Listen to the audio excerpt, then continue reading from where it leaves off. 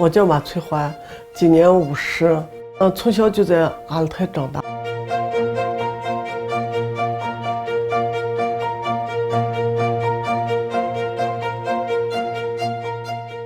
我们在俄罗斯步行街开凉皮店9年了。我们老一辈的都是卖凉皮子，我们跟他们学的。刚开起来，生意也不太好，慢慢的，好多顾客认可了，越做越好。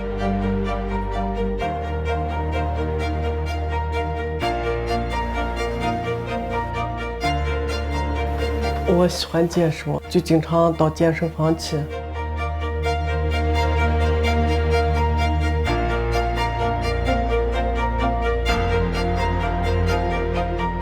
我也挺喜欢买衣服的，有的时候换季啊，去看看，买买自己喜欢的。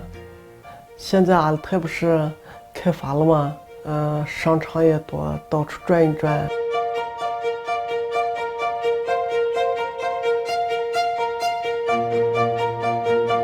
有2个孩子，大的丫头现在到哈市刹车当志愿老师去了。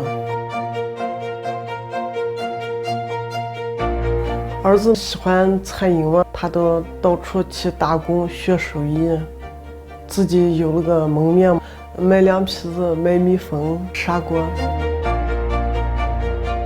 食堂呀啥的，他照顾都挺好的，很放心他。